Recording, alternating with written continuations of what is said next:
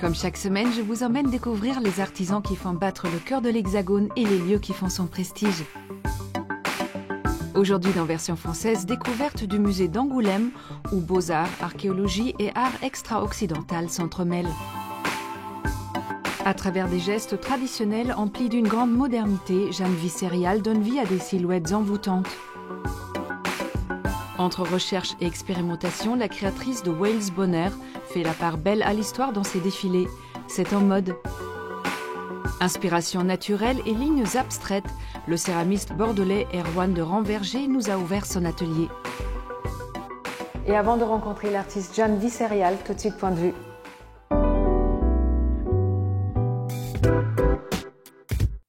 Girl with Balloon est une œuvre bien connue de l'artiste britannique Banksy. Elle est d'ailleurs une version sur toile d'une de ses peintures murales. En 2018, lors d'une vente aux enchères Sotheby's, le tableau est attribué pour le prix de 1,4 million de dollars, mais surprise, un mécanisme est soudainement déclenché et déchiquette l'œuvre devant les yeux ébahis des personnes présentes et de l'acheteur. Même si ce dernier est sous le choc, il réalisera plus tard qu'il venait ainsi de rentrer dans l'histoire de l'art. On vous emmène pour un voyage à travers 5000 ans d'histoire de la gastronomie méditerranéenne. Dans le livre du jour, Mireille Sanchez nous conte une belle tranche de culture avec 1300 recettes traditionnelles, rien que ça. Au fil des 24 pays insulaires ou riverains visités, on glane ça et là des petits secrets de fins gastronomes ainsi que des plats traditionnels nourris d'échanges et de saveurs. Accompagnés d'anecdotes aussi croustillantes que les tortillitas de Camarones, on se délecte de ce bel ouvrage.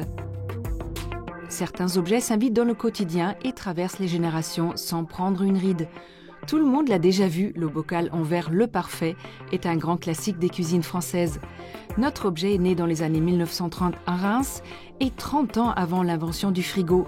Ce bocal permet alors de conserver efficacement les aliments. Au fil des années, il finit par écraser ses concurrents Le Pratique, Le Meilleur ou encore Triomphe. Une franche réussite qui en a sous le couvercle.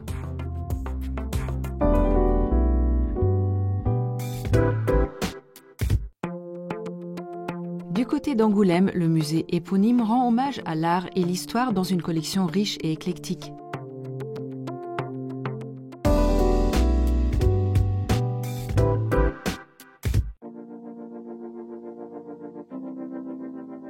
Ce lieu est à l'origine un bâtiment qui appartenait à l'évêché, dans lequel les évêques en fait, étaient logés depuis l'époque romane. Ça démarre au XIIe siècle. C'est seulement après la Révolution française qu'il y a une première occupation laïque, on va dire, de ces lieux, puisque les lieux sont dévolus à la préfecture. Ensuite, il y a à nouveau une occupation par l'Église jusqu'aux années 1920, où ça redevient définitivement un bâtiment laïque. Situé dans le cœur historique de la ville et aux abords de la cathédrale Saint-Pierre, le musée d'Angoulême a d'abord été un musée pleinement dédié aux beaux-arts grâce à l'acquisition d'un petit fonds de peinture par la commune au début du XIXe siècle. Aujourd'hui, il abrite une des plus importantes collections d'œuvres extra-occidentales en France, initiée par un collectionneur, le docteur Jules Lhomme. Et ce monsieur a acheté, troqué, collecté, on ne sait pas exactement comment, plus de 3200 œuvres de son vivant entre la fin du 19e et le début du 20e siècle, a priori sur les ports de Bordeaux et La Rochelle. Toujours est-il qu'à sa mort en 1934, il décède sans héritier et il avait couché sur son testament le legs de toute sa collection à la mairie d'Angoulême. Donc on est dans une ville qui a pour l'instant qu'un petit fonds de peinture, comme je vous le disais, et qui va se retrouver propriétaire de plus de 3200 œuvres d'Afrique, d'Océanie, d'Amérique, d'Asie, parce qu'il y a également quelques pièces originaires d'Asie et d'Amérique. Et l'ensemble de ces objets vont être accrochés, exposés dans une pièce dès 1935. Et ça va donner une tonalité particulière à ce musée pour lequel les collections extra-occidentales vont prendre un peu le dessus, si vous voulez, sur les collections de beaux-arts plus classiques. Aujourd'hui, la collection a plus que doublé grâce à certains achats, mais surtout beaucoup de dons. Et parmi les pièces emblématiques, ces masques Kanak très rares et liés au rite de deuil.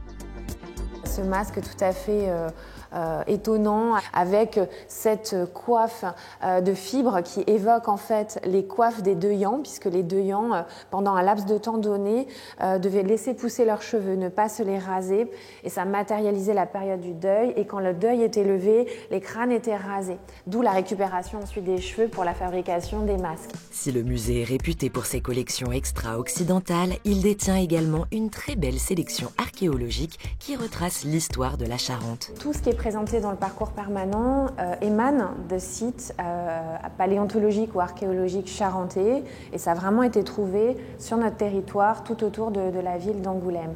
Donc on va démarrer à l'époque des dinosaures, il y a à peu près 140 millions d'années, avec un site qui a été découvert il y a à peu près 13 ans, qui est le site d'Anjac-Charente, où on a présenté quelques-uns des fossiles les plus spectaculaires, et on évolue dans le temps à travers des grands bonds chronologiques, et ensuite on va évoluer vers les premières occupations humaines, puisqu'on a la chance d'avoir des sites majeurs en Charente, comme le site de la Quina, où on a trouvé parmi les tout premiers restes de Néandertal.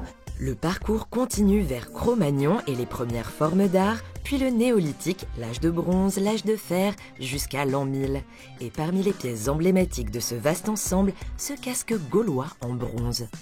Donc c'est une œuvre du 5e siècle avant notre ère, qui n'est pas une pièce portée par les hommes à titre honorifique, mais qui était une pièce de culte, qui est à la fois faite en or et en corail, avec des éléments manquants aujourd'hui qu'on peut visualiser sur l'écran juste en dessous, qui permet la reconstitution complète de l'objet, et qui est un objet qui a priori a subi un choc volontaire qu'on voit très bien là sur la partie supérieure, dans le cadre d'un rite d'offrande qui était comme des cadeaux qui étaient faits à la divinité gauloise. Archéologie et œuvres extra-occidentales, le musée n'a pas pour autant écarté les beaux-arts de ses collections que l'on peut découvrir au 3e étage où artistes charentais et artistes de renommée internationale se donnent le change. Et chaque année, pendant le festival de la bande dessinée d'Angoulême, il dédie ce plateau aux expositions temporaires pour illustrer cet événement indissociable de la ville. Un musée riche aux découvertes variées qui fait voyager à travers les époques et les cultures.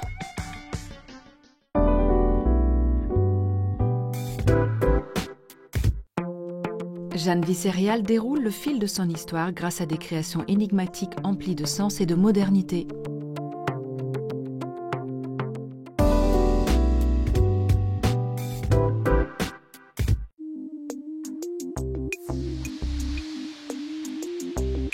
Je m'amuse à mélanger l'univers de la chirurgie, je fais des points de suture.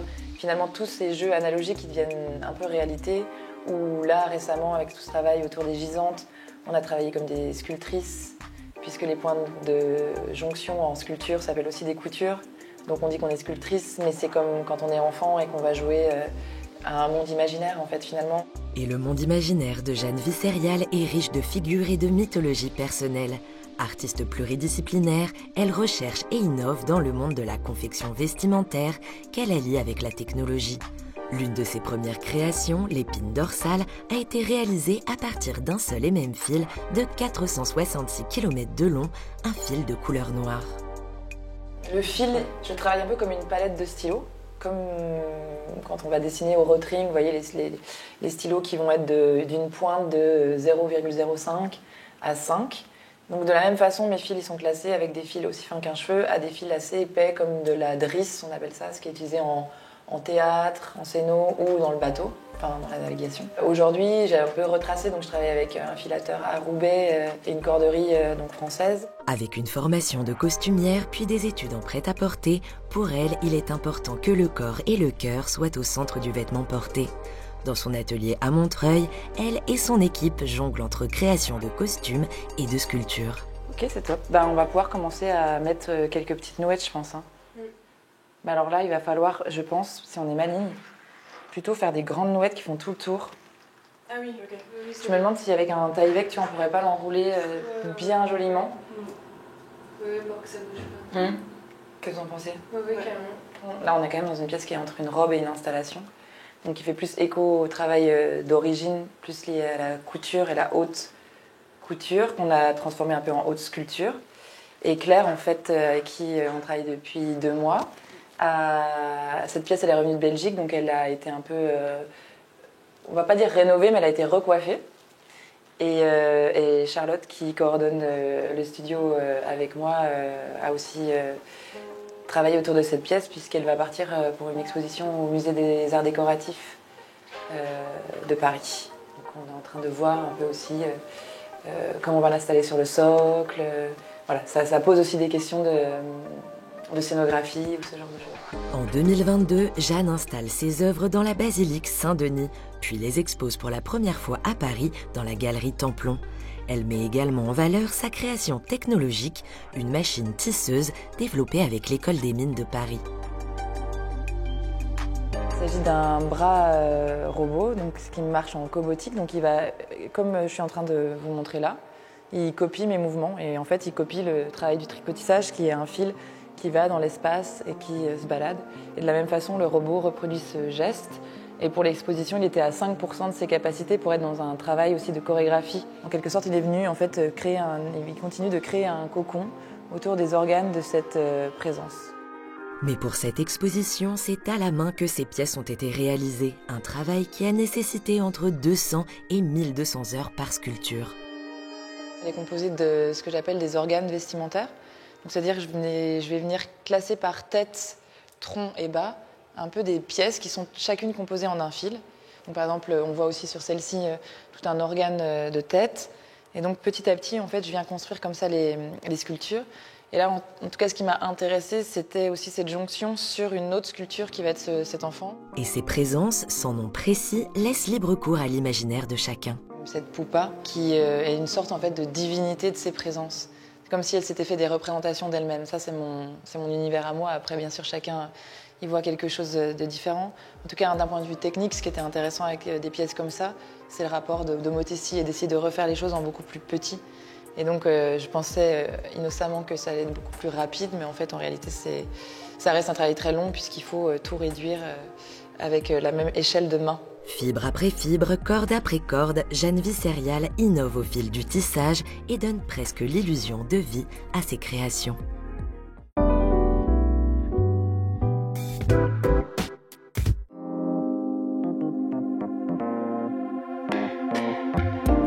Bonjour Jeanne. Bonjour. Entre la chercheuse, l'artisane et l'artiste, où est-ce que vous vous situez à peu près ? Je pense que je suis plus une chercheuse quelque part, mais en tout cas, mon sujet d'étude, c'est le corps et le vêtement. Ça peut être le corps statique, le vêtement sans le corps, ou le corps jusqu'en mouvement avec la question de la danse. En tout cas, il y a la question de la dramaturgie qui est de plus en plus présente et qui m'intéresse. Après, clinique vestimentaire, c'est un endroit qui m'a beaucoup protégée, puisque c'est un lieu immatériel qui me permettait justement d'un peu jamais répondre à cette question en disant que là, en ce moment, on est sur un projet de recherche, là, on va être sur un projet de costume. Et j'aime bien naviguer autour de ça, en fait. Et où est-ce que vous aimeriez emmener ce vêtement aujourd'hui ? Aujourd'hui, quelque part, on a délaissé le sur-mesure, mais finalement, le couturier 2.0 devient un peu le chirurgien qui, lui, va travailler la peau comme une étoffe. Et moi, j'ai découvert le tissage musculaire humain. Au départ, c'était vraiment une copie des livres anatomiques, d'essayer de refaire sur mesure, comme ça, avec un seul filament, de suivre en fait ces lignes anatomiques. Et ça me conduisait à des sortes de vêtements quand même un peu sur mesure. C'était des sortes de radiographies portatives. Il y avait un truc aussi de biomimésie. Et je me suis dit qu'en fait, avec cette technique-là, j'arrivais à proposer un vêtement sur mesure sans chute de manière locale. Mais c'était encore des prototypes. Et c'était très long. Vos inspirations sont multiples. Est-ce que vous pouvez citer quelques-uns ? Alors les inspirations, c'est assez varié. Ça va vraiment être des études corporelles, donc anatomiques, les planches, que ce soit de la médecine plutôt chinoise ou occidentale. Et puis évidemment un rapport à l'histoire du costume et des créateurs comme Madame Gray, Madeleine Vionnet ou Fortuny. Et aussi bien sûr Azzedine Alaïa. J'aimerais parler des armoires, de ces sculptures prêtresses, déesses que vous avez faites. Elles sont en tout cas peut-être inspirées de la mythologie grecque. Comment cette idée est née ?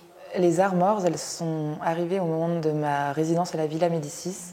Je voulais aller donc étudier les corps masculins. Et en arrivant, j'ai eu la chance d'être pensionnaire pendant 1 an.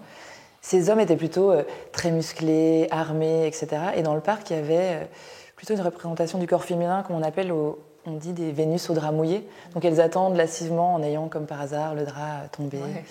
Et en fait, j'ai eu envie de leur faire des armures, à elles aussi, comme les gardiens qui étaient présents dans le parc. Sauf qu'elles étaient 1,5 fois plus grandes que moi, c'était des sculptures, donc je commençais à travailler avec des échafaudages, etc. Et au moment où j'ai commencé à habiller une d'entre elles, donc qui était Cléopâtre, je me suis dit, mais pourquoi tu n'utilises pas donc, cette technique de tricotissage, etc., pour toi faire de la sculpture et parler des enjeux de la mode et de la place, des questions de la féminité, et notamment de ce rapport aussi à la mythologie, parce que cette sculpture n'avait pas de tête et j'ai imaginé que c'était des sortes de gorgones qui remettent leur tête sur leur tronc et racontent aussi leur version de l'histoire de la mythologie ou de la féminité. J'aimerais qu'on parle des gisantes, justement, qu'on voit derrière vous. Comment elles sont arrivées, ces gisantes? Qu'est-ce qu'elles racontent? Alors, les gisantes, elles sont arrivées en plusieurs temps. Les premières sculptures allongées que j'ai découvertes, c'était en Italie, lors d'une exposition Sublimie Anatomie, qui présentait ces poupées en cire du 18e, qui sont toujours représentées de manière allongée, en état d'extase et de jouissance, mais pourtant éventrées avec toujours un petit fœtus à l'intérieur. Et elles étaient validées d'un point de vue scientifique. Et finalement, il y a très peu de représentations de ces étapes-là du corps féminin dans l'histoire de l'art. Et donc, c'est un peu arrivé comme ça. C'était l'idée de refaire ces sculptures-là en tant que pièces, et parfois aussi de les remettre debout, et qui sont devenues des présences. Cette présence des gisantes, elle est bienveillante, elle surveille. Qu'est-ce qu'elle signifie pour vous, cette présence? C'est la question de l'écoute et du temps, et d'une lecture de l'histoire. Et ce que j'aime bien, c'est qu'on ne sait pas vraiment si elles viennent d'arriver. Donc, est-ce qu'elles viennent d'il y a très longtemps, ou est-ce qu'elles viennent d'un futur plus ou moins proche ou très lointain?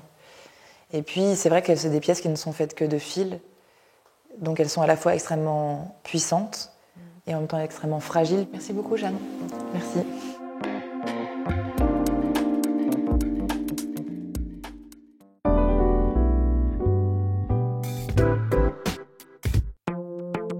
Grâce à des inspirations imprégnées des problématiques du monde, la créatrice de la maison Wales Bonner nous raconte sa vision de la mode.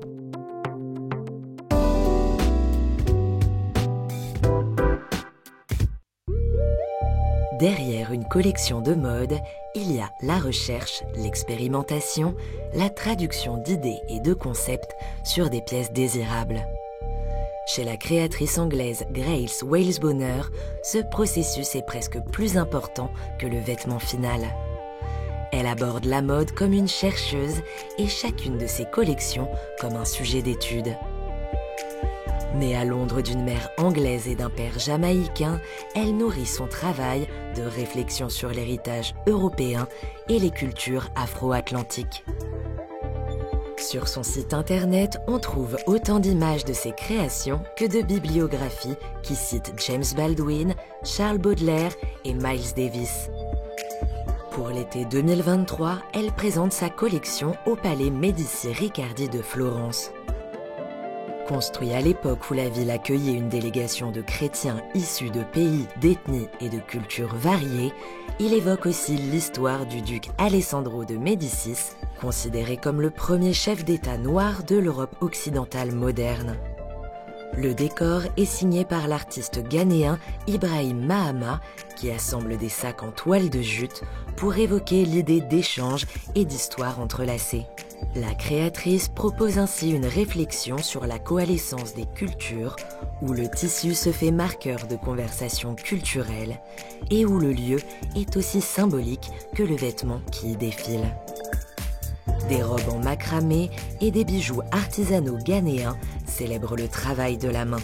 Des pièces en coton tissées au Burkina Faso côtoient des jacquards précieux développés à Paris, et des costumes sont confectionnés par des tailleurs de Savile Row, le temple londonien du sur-mesure. Les vêtements évoquent un cérémonial déconstruit dans une veine poétique qui transporte la figure d'Alessandro de Médicis dans l'Europe d'aujourd'hui où la mode est plus fluide et moins formelle. Elle emprunte au vocabulaire du passé et aux artisanats traditionnels pour écrire de nouvelles histoires où les expériences se croisent, dialoguent et s'enrichissent.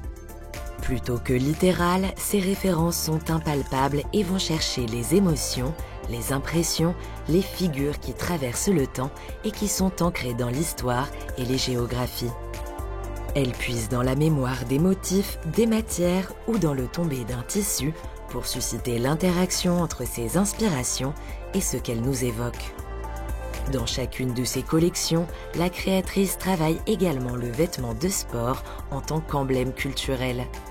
Noble parce que populaire, il traduit toute sa démarche, sublimée par l'artisanat, par les portées et les graphismes.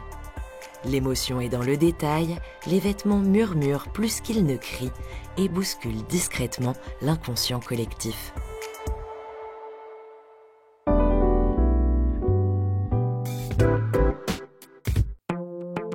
C'est du côté de Bordeaux que Erwan de Ranverger officie en tant que céramiste.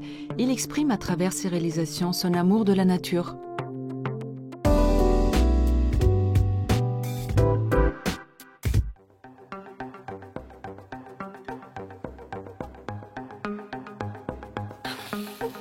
Petit, déjà, je travaillais déjà beaucoup avec mes mains, j'ai toujours aimé ça. Et après, c'est vrai qu'on change de support. Là, on passe de la pierre à la terre, c'est vrai que c'est complètement différent, mais la matière, l'approche dans la matière est différente. Mais bon, voilà, si on est un peu à l'aise avec ses mains, on s'adapte quand même assez vite, quoi. D'abord tailleur de pierre pour les monuments historiques, Erwan de Ranverger a découvert la céramique un peu par hasard et a immédiatement été attiré par les vastes possibilités de formes et de couleurs que lui offrait la terre. Dans son atelier bordelais, Erwan modèle de la faïence pour des designers, architectes, musées et particuliers qui le sollicitent. Un vaste panel de clients qui lui permet une production et une création éclectique. J'aime en fait voilà, toucher différentes matières et fabrications, donc du coup ça me permet de ne pas m'ennuyer en même temps aussi, parce que j'ai vraiment des choses vraiment complètement différentes, et dans les formes et dans les fabrications, parce qu'en fait moi je fais du modelage, je fais de l'estampage, et je fais du coulage, en fait. Donc c'est mes trois techniques de fabrication. J'y vais à chaque fois, et, parce que j'aime un peu le challenge technique aussi. C'est ce qui aussi nous motive aux céramistes aussi, c'est de pousser un petit peu à chaque fois un peu plus loin dans la recherche et de se dire bon, je vais y arriver, quoi. Lorsqu'Erwan reçoit une commande, soit celle-ci est accompagnée d'un prototype en 3D, soit c'est à lui d'imaginer une pièce en suivant un cahier des charges bien précis et de créer le prototype. Une fois que les premières pièces sont sorties, plus ça va, plus c'est bien. Voilà. En fait, les 10 premières sont bien quand même, hein, mais voilà, les dernières sont mieux que les 10 premières. Voilà, parce que du coup, je maîtrise le trempé de la pièce pour l'émaillage, la recherche de couleurs. Puis il prend l'empreinte et crée un moule en plâtre avant d'y couler de la barbotine liquide. Quand on coule, on emprisonne les bulles.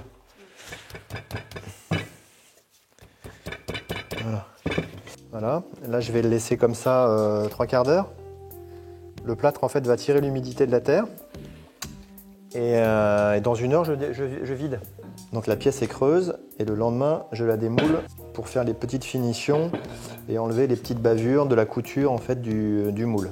Malgré un moule parfaitement exécuté, Erwan fait toujours ses finitions à la main. Elles sont toutes en fait uniques parce que je reprends quand même les petites plumes, parce qu'il y a toujours des petites retouches à faire à droite à gauche. Ici, le trou de coulée, il faut que je le rebouche, donc il y a quand même pas mal de manipulations à chaque fois. Mais lorsqu'il s'agit de fresques murales, il a une astuce bien particulière pour être sûr que ses carreaux seront bien plats, uniformes et qu'ils s'emboîteront parfaitement. Donc là, j'ai imprimé la terre dans mon moule, en fait, pour le carrelage en fait, du hall d'immeuble, et j'ai besoin d'avoir ce moule pour avoir une régularité dans les modèles, parce que j'ai besoin d'être au millimètre. Comme je ne numérote pas les modules, il faut qu'ils s'emboîtent tous les uns avec les autres impeccablement. Et la terre a une mémoire en fait. Et si on lui donne un mouvement, elle va sécher, mais elle risque en fait de reprendre ce mouvement. Donc en fait, c'est compliqué de maîtriser parfaitement une ligne droite, voilà, alors que là, c'est assez pratique. Une autre partie du travail d'Erwan est plus personnelle. Il imagine des dernières demeures en créant des urnes funéraires dans un univers végétal ou parfois totalement personnalisé.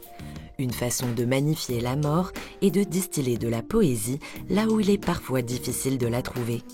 Et pour conclure ce panel de création, grâce au modelage, il donne vie à un imaginaire, souvent bestiaire, fantastique et en harmonie avec la nature. J'aime les choses où l'imaginaire est présent, où voilà. L'idée surtout dans le marasme ambiant, c'est d'avoir quelque chose qui se voilà, où on peut rêver, où l'imaginaire, voilà, où on s'échappe un peu, quoi. Donc c'est pour ça que mes pièces sont un peu avec des compositions un peu d'animaux différents, voilà, pas forcément associés les uns avec les autres d'ailleurs. Et j'ai toujours une fascination pour les crapauds, j'aime pas pourquoi j'aime cette bestiole, donc du coup c'est venu de là. Et puis du coup je fais des compositions aussi avec des poulpes, des animaux, des coqs, voilà. Une pratique plurielle qu'Erwan exerce dans son atelier bordelais, toujours guidé par la nature.